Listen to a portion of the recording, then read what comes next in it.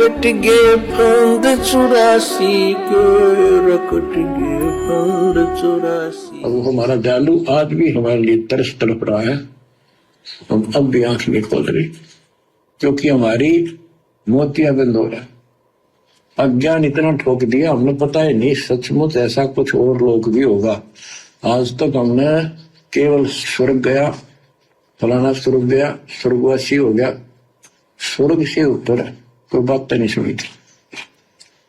स्वामी रामानंद जी 104 साल के रहे तो परमात्मा कबीर जी से वार्ता हुई और उनको सतलोक दिखा के लाई जब मालिक की आयु 5 वर्ष के आसपास थी। तो उससे पहले वार्तालाप कर रहा था कि आज तक तो किसी ने बताया नहीं भाई स्वर्ग से आगे भी कोई लोक है, मैं कैसे मानू आपकी बात बच्चा।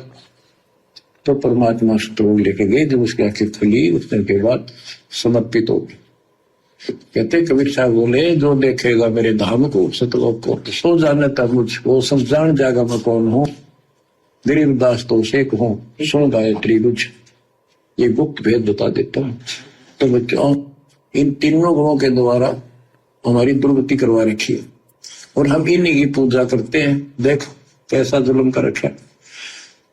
कबीर साहब कहते गुण तीनों की भक्ति में ये भरम पड़ो संसार, कहे कबीर निज नाम बिना कैसे उतरो पार। ठीक इसी प्रकार इन कोऑर्डिनेटरों की कुसंगति में, गुरुदेव के परिवार की कुसंगति में ये भरम रही सारी संगत, और कहे गुरुदेव भगवान तुम्हारा कैसे होगा कल्याण। सारी मर्यादा तोड़ के बैठे, सारी मर्यादा। आने वाले समय में सिर पर हाथ रखकर रोने के अलावा भाई और बहनों आप लोगों को कुछ भी नहीं मिलेगा, कुछ भी, क्योंकि ये परीक्षा चल रही है और परीक्षा में फेल होने के बाद 1 साल बर्बाद होती है और भक्ति मार्ग में 1 साल का मतलब है 1 मनुष्य जन्म।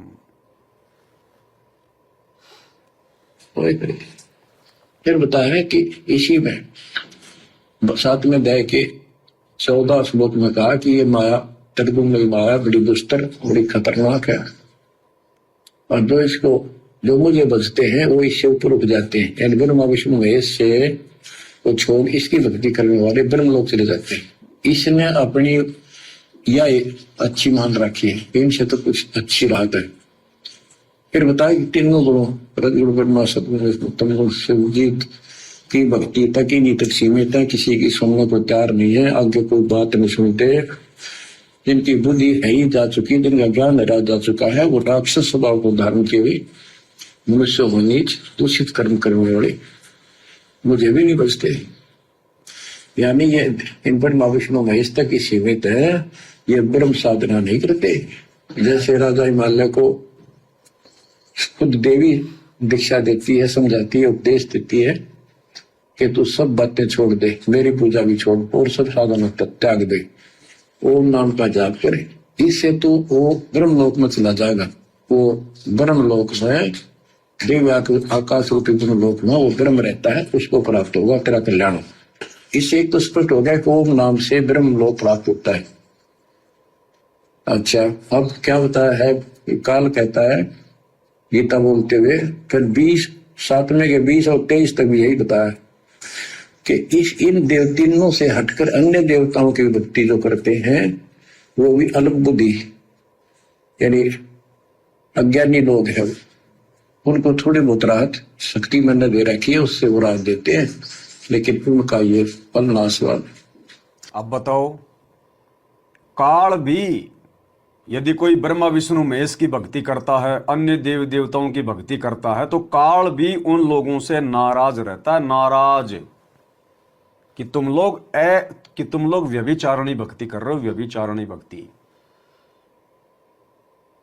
क्या कहा काल ने गीता अध्याय 7 श्लोक 12 से 15 में कि जो तीनों गुणों की पूजा करते हैं उन्हीं के ऊपर आश्रित हैं और मुझ ब्रह्म को नहीं मानते, नहीं पूजते, और राक्षस स्वभाव को धारण किए हुए मनुष्यों में नीच दूषित कर्म करने वाले मूर्ख मुझे भी नहीं बचते। काल कह रहा मुझे भी नहीं पूछते।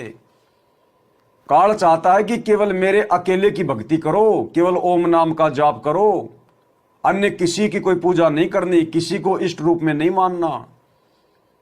काल भी इतना नाराज होता है यदि उसके अलावा कोई किसी की भक्ति करता है तो भैया क्या ये दयाल नाराज नहीं होगा? दयाल कौन? सतगुरु रूप में सतगुरु रामपाल जी। और इनके साथ साथ यदि हम अपने दरबार में 5-5 फोटोएं रख के उनके आगे दीपक जलाएंगे, दंडवत करेंगे, आरती करेंगे, तो क्या ये दयाल हमसे खुश होगा? आप सबके दरबार में, आश्रम वाले भाई बहनों के दरबार में 5-5 फोटोएं पंडित चिदानंद जी की, गरीबदास जी की, दादा गुरु जी की, दाढ़ी मूछ वाले नकली कबीर की, और बीच में अपने गुरुदेव को छोटी सी चौकी पे बैठा रखा है। अरे गरीबदास जी के लिए तो उस फोटो में सिंहासन लग रहा है, दाढ़ी मूछ वाले कबीर जी के लिए सिंहासन लग रहा है, दादा गुरु जी के लिए सिंहासन लग रहा है, कबीर उसके लिए, पंडित चिदानंद जी के लिए सिंहासन लगा हुआ है, और जो सिंहासन का अधिकारी है उसको चौकी पे बैठा रखा है, हैं? और 5-5 की तुम पूजा कर रहे हो। तो जब काल अपने अलावा यदि कोई और किसी को पूजता है, उसके साथ भी उसी से भी प्रसन्न नहीं होता, तो सतगुरु कैसे प्रसन्न हो जाएगा? यदि तुम एकमात्र अपने गुरु जी के अलावा अपने दरबार में यदि किसी और की फोटो रखते हो, तो किसी और के आगे दंडोत प्रणाम करते हो, तो किसी और का यदि तुम जयकारा लगाते हो, तो भला तुम्हारा गुरु कैसे प्रसन्न होगा? ये कॉमन सेंस की बात है, विचार करने की बात है। ये ज्ञान गुरुदेव ने इतना क्यों दिया, किस लिए दिया? कि गुरुजी को ना बोलना पड़े, हम समझ जाएं खुद ही, और अपने गुरु को अपना इष्ट मानकर एकमात्र उन्हीं की फोटो अपने दरबार में रखें, केवल उन्हीं की भक्ति करें। तो इस बात को केवल सत्सेवकों ने समझा है, साध संगति वाले भाई बहनों ने समझा, इसलिए सतगुरु पल पल हमारे साथ है। ज्यों बच्चा गऊ की नजर में, यूं साईं को संत, और शत भक्तों के पीछे फिर है भगत वत्सल भगवंत। भटकता तो भगवान जगत वालों के पीछे भी है, लेकिन उनके संस्कार आधार से। अगर उनके संस्कार में मौत है तो फिर सतगुरु बचाएगा नहीं।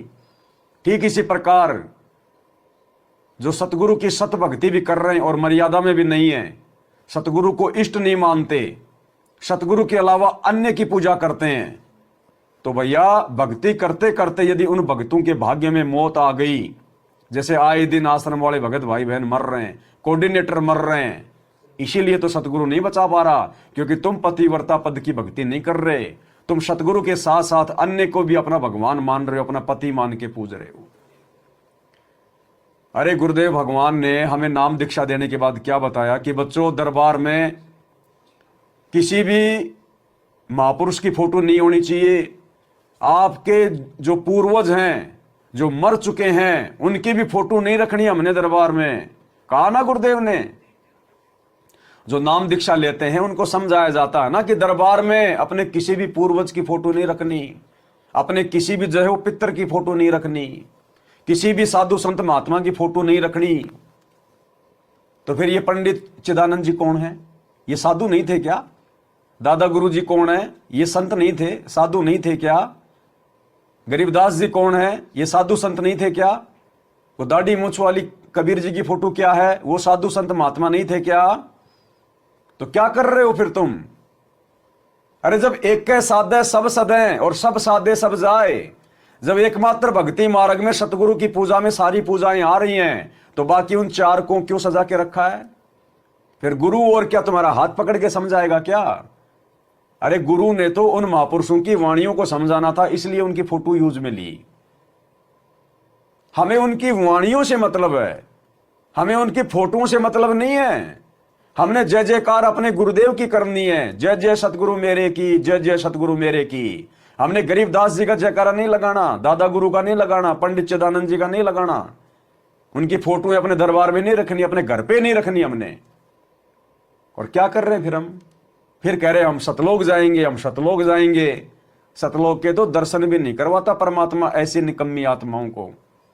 ठीक है, जब तक नहीं पता था हम सत्सेवक भी वही फोटो अपने दरबार में रखते थे, सबका जयकारा लगाते थे, सबको दंडोत करते थे। अरे लेकिन पता होने के बावजूद तो कम से कम हम उन चीजों से दूर हटे। तो अब ये दास वीडियो बना बना के सतगुरुदेव भगवान के आशीर्वाद से आप सब लोगों को बता रहा है, और आप सब लोग मेरे वीडियो देखते हो फिर भी आप लोग जानबूझ के सांची तज के घर में बैठे हो। तो भाई जानबूझ के सांची तजने वाले की तो फिर अंत में दुर्गति होती है। तो विचार कर लेना मेरे भाई, ये ज्ञान मार्ग है, देखा देखी का मार्ग नहीं है। ये बातें तुम्हें सतगुरु का परिवार नहीं बताएगा, ये बातें तुम्हें कोई कोऑर्डिनेटर नहीं बताएगा, वो तो खुद काल की गोद में बैठे हैं, उनकी बुद्धि ऑफ है। विचार कर लो भगत भाई बहनों, नहीं तो अंत में पछताओगे। फिर बताता है मेरी भक्ति भी 4 प्रकार की करते हैं, अर्थार्थी, आर्त, जिज्ञासु और ज्ञानी। क्या कहता है काल, क्या कहता है? मेरी भक्ति भी 4 प्रकार के करते हैं, अर्थार्थी, आर्त, जिज्ञासु और ज्ञानी। ठीक इसी प्रकार परमात्मा भी कहते हैं कि मेरी भक्ति में भी लोग 4 प्रकार की चीजें प्राप्त करने के लिए भक्ति करते हैं। सतगुरु के दरबार में ग्राहक कोटि अनंत, कि भगत तो बहुत आएंगे, नाम तो बहुत लेंगे, करोड़ों अरबों। भाई वो ग्राहक ही तो हैं, वो भक्ति के लिए तो आए हैं। तो परमात्मा कहते हैं सतगुरु के दरबार में ग्राहक कोटि अनंत, लेकिन भाई 4 चीज वो चाहते, रिद्धि सिद्धि मान महंत। उनको तो धन चाहिए, उनको जो है मतलब सिद्धियां चाहिए, उनको मान बढ़ाई चाहिए, उनको संताई चाहिए, उनको गुरुपद चाहिए। तो परमात्मा कहते हैं भगत तो मेरी शरण में लाखों आएंगे, करोड़ों आएंगे, लेकिन वो तो 4 चीज की भूख में आएंगे, रिद्धि सिद्धि मान महंत। किसी को धन चाहिए, किसी को नौकरी चाहिए, किसी को सिद्धि चाहिए, यानी मुझे कोई ऊंची, मुझे कोई पदवी मिल जाए, मुझे कोई पोस्ट मिल जाए, मैं सरपंच बन जाऊं। किसी को मान बढ़ाई चाहिए और किसी को संताई चाहिए। ये कोऑर्डिनेटर क्या है? संत पद है ये कोऑर्डिनेटर, संताई है। परमात्मा ने तो सेवा दी थी और तुम लोगों ने जो है